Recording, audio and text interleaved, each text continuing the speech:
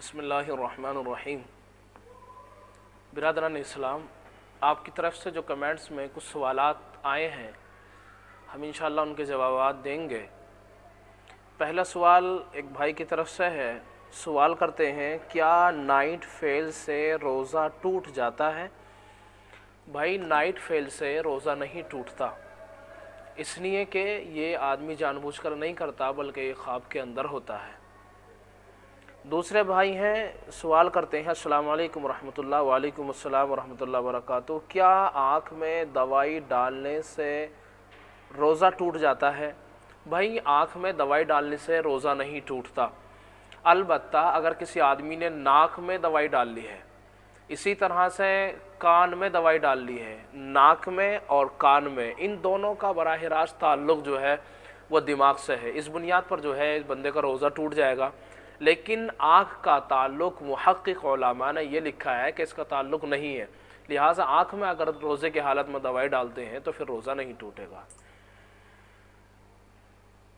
آگے ایک بھائی ہیں میرٹھ سے، سوال کرتے ہیں جو امام جمعے کی نماز پڑھا رہا ہے کیا وہ خطبہ جمعہ کی اذان اور اقامت خود دے سکتا ہے یا نہیں دے سکتا؟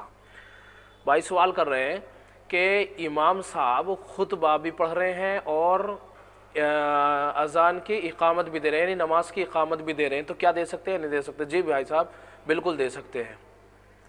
آگے ایک بھائی ہیں، سوال کرتے ہیں کوئی شخص اگر ناپاکی کی حالت میں روزہ رکھتا ہے تو کیا اس کا روزہ مانا جائے گا؟ جی ہاں بھائی، ناپاکی کی حالت کے اندر اگر کوئی شخص روزہ رکھ لیتا ہے تو روزہ مان لیا جائے گا، لیکن اگر وقت نہیں ہے تب، البتہ اگر اس کے پاس وقت ہے تو ایسی صورت کے اندر ناپاک نہ رہے، اس لیے کہ ناپاکی کی حالت کے اندر بندہ جو ہے اللہ کے نزدیک محبوب نہیں ہوتا ہے۔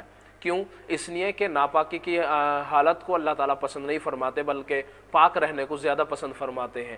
البتہ اگر وقت کم ہے، روزہ رکھنا ہے اس بندے کو اور سحری کا وقت ختم ہونے والا ہے، تو پھر ایسی صورت کے اندر اگر یہ ناپاکی کی حالت کے اندر روزہ رکھ لیتے ہیں تو بھی ہو جائے گا، لیکن احتیاط بہتر ہے کہ بھئی ناپاک نہ رہے، البتہ روزہ ہو جائے گا۔ آگے ایک بھائی ہیں، سوال کرتے ہیں کیا قسم کا کفارہ دوسرا شخص ادا کر سکتا ہے؟ قسم کا کفارہ کیا دوسرا ادا کر سکتا ہے یا نہیں کر سکتا؟ یہ بھائی کا سوال ہے۔ مسئلہ یہ ہے کہ قسم کا کفارہ دوسرا ادا نہیں کر سکتا۔ کیوں نہیں کر سکتا؟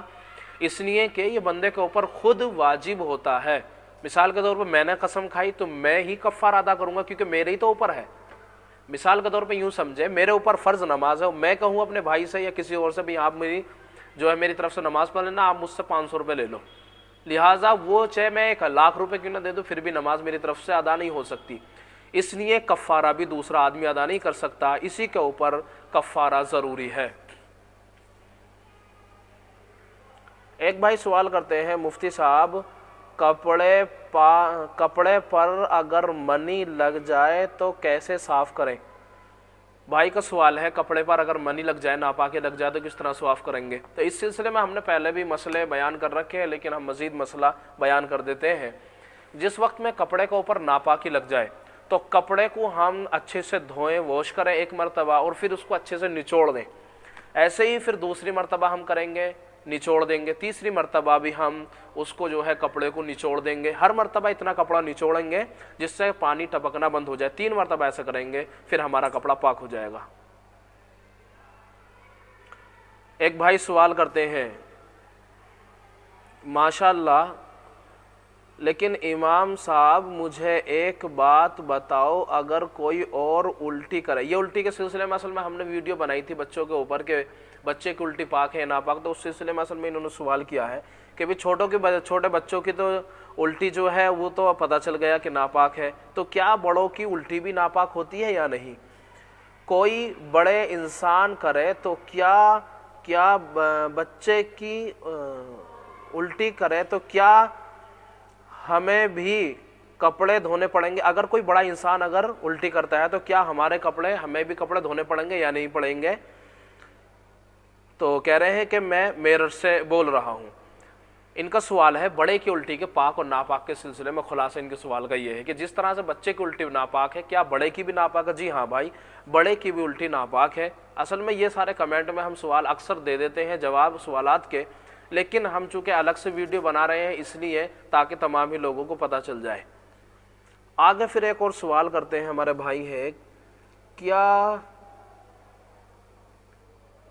ایک بہن کا سوال ہے اصل میں، بہن سوال کرتی ہیں کیا پیریڈ میں سلام اور اذان کا جواب دے سکتے ہیں یا نہیں دے سکتے؟ یہ بہن کا سوال ہے۔ پیریڈ اصل میں کہتے ہیں ماہواری کو، جو ماہانہ خون آتا ہے اس کو اصل میں بولتے ہیں۔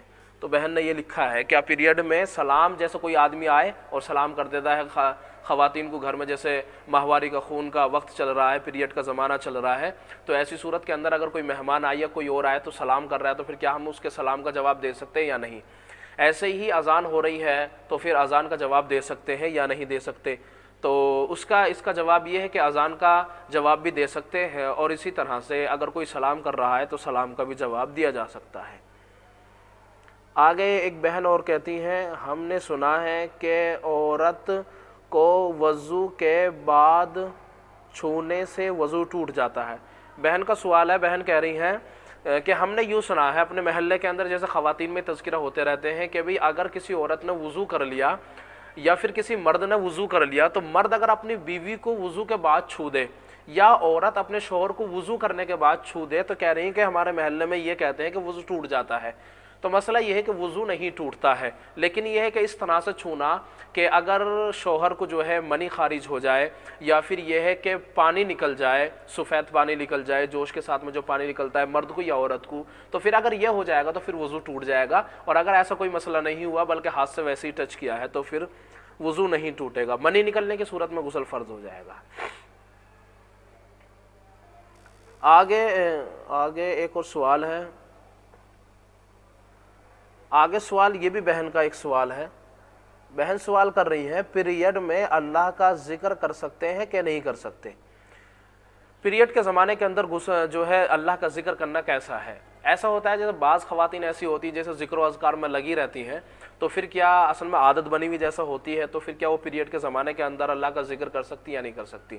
ہاں، مسئلہ یہ ہے کہ آپ جو ہے اللہ کا ذکر پیریڈ کے زمانے کے اندر بھی کر سکتی ہیں، البتہ قرآن کریم کو آپ نہیں پڑھ سکتی۔ اگر پڑھنا ہے تو ہجے کر کے، جیسے حمزہ لام زبر ال زبر ہا، ایسے پڑھ سکتی، لیکن روا قرآن کریم کو نہیں پڑھ سکتی، اور نہ ہی پیریڈ کے زمانے کے اندر قرآن کریم کو ہاتھ لگا سکتی ہیں، لیکن ذکر کر سکتی، جیسے کوئی تسبیح پڑھ لیا آپ نے، مصلی پہ بیٹھنے کے بعد میں تسبیح پڑھ سکتی ہیں، چلتے پھرتے کوئی قرآن کریم کی آیت بطور دعا کے بھی اگر پڑھنا چاہتی ہیں تو بھی پڑھ سکتی ہیں۔ اس کے علاوہ کوئی ذکر کرنا چاہتی ہیں تو بھی کر سکتی، کوئی مسئلہ نہیں، پیریڈ کے زمانے کے اندر ذکر کیا جا سکتا ہے۔ ایک اور ہماری بہن ہے، یہ بہن کا سوال ہے، ہمارے محلے میں عورتیں کہتی ہیں کہ ماہواری میں قرآن پہ نظر نہیں ڈال سکتے، کیا یہ صحیح ہے یا غلط ہے؟ بہن کا سوال ہے کہ ماہواری یعنی پیریڈ کے زمانے کے اندر کیا ہم قرآن کریم جیسے کوئی پڑھ رہا ہے گھر کے اندر، تو کیا قرآن کریم پر نظر ڈال سکتے ہیں یا نظر نہیں ڈال سکتے؟ ان کے محلے میں کہہ رہی ہیں کہ ہمارے محلے میں منع کرتے ہیں اس کو، تو کیا یہ بات ان کی صحیح یا غلط ہے؟ مسئلہ یہ ہے کہ پیریڈ کے زمانے کے اندر قرآن کریم کے اوپر نظر ڈالنے میں کوئی مسئلہ نہیں ہے، البتہ قرآن کریم کو پیریڈ کے زمانے کے اندر پڑھا نہیں جا سکتا۔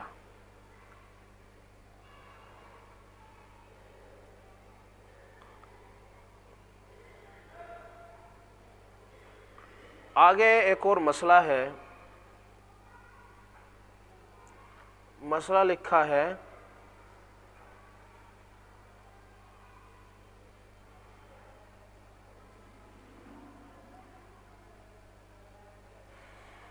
مسئلہ لکھا ہوا ہے کہ اگر کوئی عورت مصلی پر بیٹھ کر اگر تسبیح پڑھنا چاہے تو کیا تسبیح پڑھ سکتی ہے؟ اس سے پہلے ہم نے یہ مسئلہ بیان کر دیا ہے کہ وہ اگر تسبیح پڑھنا چاہے تو تسبیح پڑھ سکتی ہے۔ یہ آپ کے سوال تھے جن کا ہم نے جواب دیا ہے۔ امید کرتے ہیں کہ ہمارے سوال آپ کو پسند آئے ہوں گے، اور یہ تمام کے تمام سوالات مدلل ہیں، کوئی بھی ایسا نہیں ہے جو بغیر کتاب کے ہو، بغیر حوالے کے ہو، یہ سارے کے سارے حوالات ہیں جو ہم نے آپ کے سامنے پیش کیے ہیں، دلیل کے ساتھ میں یہ مسائل ہم آپ کے سامنے بیان کرتے ہیں۔ اللہ تعالیٰ سے دعا ہے اللہ تعالیٰ ہم کو اور آپ کو صحت و تندرستی رکھے، اور مجھے اجازت دیجیے، میں اپنی ٹیم کے ساتھ آپ سے رخصت چاہتا ہوں۔ السلام علیکم ورحمۃ اللہ وبرکاتہ۔